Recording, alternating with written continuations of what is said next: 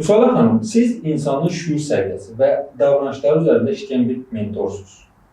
Daha çox insanın özünü dərk etməsi, reaksiyalarını anlaması və daxili balansını qoruması mövzularına toxunursunuz.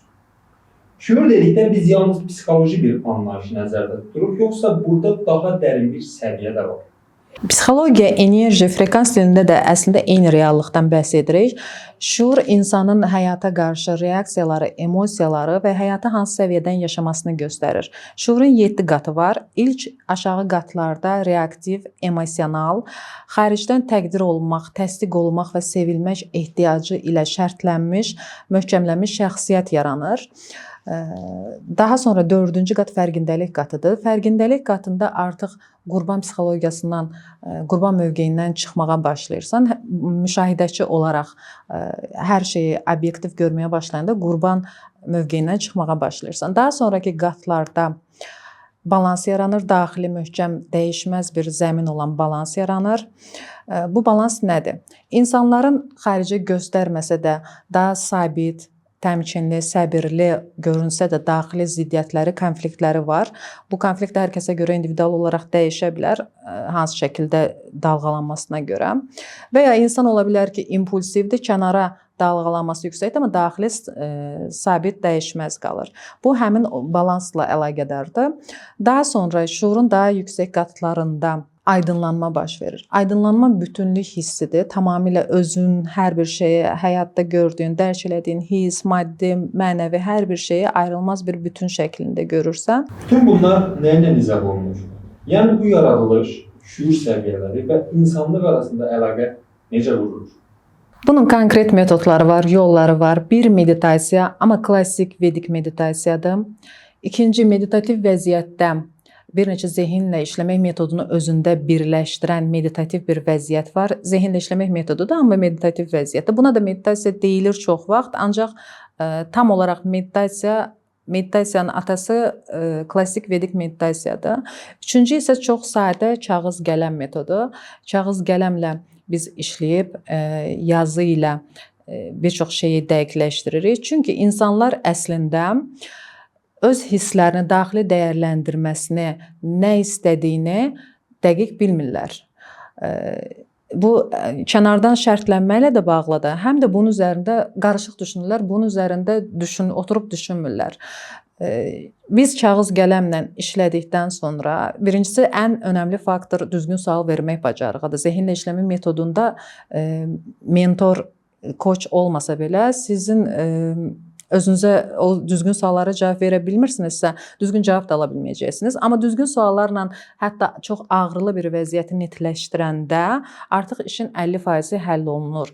Ona görə ki, bir şey o vaxt dəyişir ki, çox net, dəqiq görünür, olduğu kimi qəbul olunur. Bundan sonra hətta özü-özünə də insan dəyişimi yarada bilir. Təbii ki, bunu görmək və qəbul eləmək müəyyən bir müddət alır.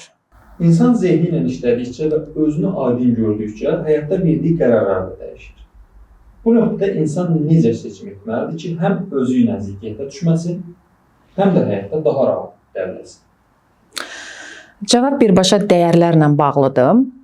Dəyərlər insanların idealizə elədiyi sevgi, ana, vətən, sədaqət kimi etiketlər deyil əslində. Dəyərlər çox sadə, günlük, rutin həyatımızdakı seçimlərimizdir. Nəyə əgər biz belə bir seçim şansımız da olsa, nəyə çox vaxtımızı, enerjimizi, maddi olaraq bütün resurslarımızı nəyə daha çox ayırmaq istəyəriksə və ya bizim dəyərlərimiz bununla təyin olunur və dəyərlər əsas dəyərlər və alt dəyərlər olmaqla iki yerə bölünür. Alt dəyərlər əsas dəyərlərə xidmət edir. Əgər insan daxili ziddiyyət hiss eləyirsə, konflikt hiss eləyirsə, bərabərdir dəyərləri ilə uzlaşmada yaşamır. Dəyərlərə nümunə olaraq, məsəl üçün deyə bilərəm ki, kimisə dəyəri azadlıq ola bilər. Onun seçimləri, iş seçimi, insani münasibət, iş seçimi daha elastik olacaqdır.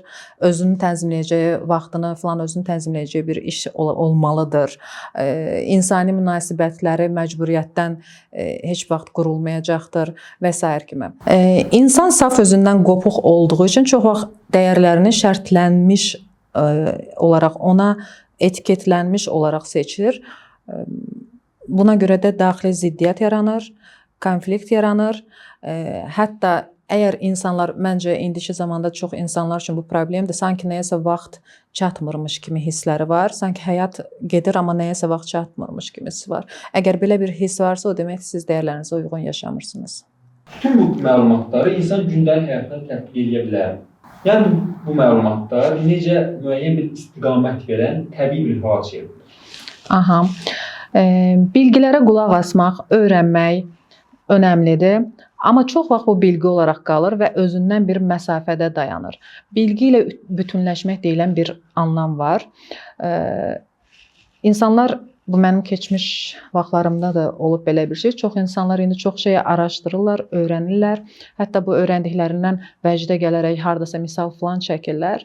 Amma sonra bir situasiya yaranır. Hətta situasiya çox böyük bir situasiya olmasa belə daxili bir tətiklənmə yaranır.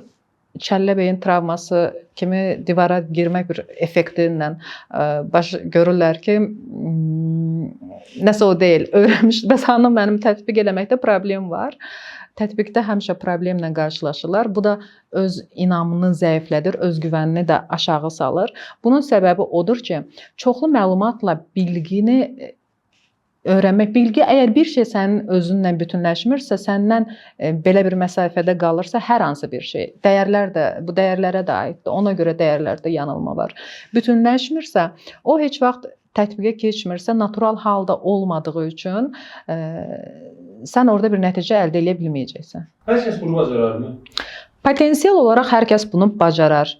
Amma hər kəsin belə bir seçim eləmək nöqtəsinə gələndə seçim edirmi? Böyük bir sual altındadır. Əvvəla bu da bir dəyərdir. Məsəl üçün mənim üçün həyatımda ən birinci dəyərdir. Şuur səviyyəsində irəliləmək ən birinci dəyərimdir. Bu hər kəsin dəyəri olmaya bilər. Amma ki, müəyyən qədər həyat keyfiyyətini yaxşılaşdırmaq üçün hər kəs minimum özündən daha 1-2 səviyyə irəliləyə bilər. İnsanın naturasında, təbii naturasında özündən böyük bir şey olmaq ehtiyacı var. Hal-hazırda da düzdür, bəzən səhv, düz, yalan, yanlış çağırışlar şəklində olsa da, amma kütləvi oyanışlar başlayıbdır. Buna görə insanlar artıq sorğu, sualı sorğulamağı, hər şeyi, daxilini sorğulamağı, bütün münasibətləri sorğulamağı, dəyəri sorğulamağa başlayıbdır. Bu, yüksəkdən gələn impulsdur, insanın öz naturasına çağırışdır. İnsan özünə və hər şeyə daha obyektiv müşahidəçi mövqeyinə keçə bilərsə sadəcə onu qane edən bir həyat yaşaya bilər. Çünki o öz deyilən şey orada hər kəsdə də özünə məxsus individual bir mexanizmdir. Orada bir potensial var. Hər kəsdə eyni bir heçlikdən istənilən bir şey düzəltmək olar demək deyil. Sənin o özünlə uzlaşan dəyərlərin var. Özünü daha rahat hiss eləyəcəyin seçimlərin var. Kənar şərtlənmədən hətta yaxşı şeylər də olsa, niyə istəməyim ki, bunu deyə bilərsən filan, amma enerjini və sərfiyyatın çox yanlış ola bilər və ya özünü elə bir işlər var ki, elə bir seçimlər var ki, sənin öz naturanda sən az risk alıb mütəmadi icraçı şəklində davam edə bilən bir insansan, amma öz ideologiya olaraq adətən bu kişilərdə baş verir. Lider kimi özünü hiss eləyirsən, belə pafoslu, biraz da mental yüklü ölkələrdə belə bir şey var. Pafoslu, wow, kişi idealı yaradıb özünlə onun arasında qalan uçurumda itib batırsan. Hər kəs lider olacaq deyə bir şey yoxdur. Yəni sadəcə icraçı olan məsuliyyət, risk ala bilməyən insanın da öz gücü var. Mütəmadi davamlılıq da bir gücdür. Risk almaq da bir gücdür. Amma sən özünü tanıyırsanmı, budur məsələ. Siz danışarkən mən 2 dəfə bir nüansa diqqət elədim. Aha. Misallarınızı ancaq kişilər üzərindən bildiniz belə deyil. Bunun səbəbi sizin məşğul olduğunuz işin adətən daha çox kişilərə xitab eləməkdir, yoxsa kişilərin psixologiyası burada daha çox arxa planda qalır? Daha çox kişilərə xitab eləmir. Ümumiyyətlə bu mövzulara daha çox qadınlar maraq göstərir.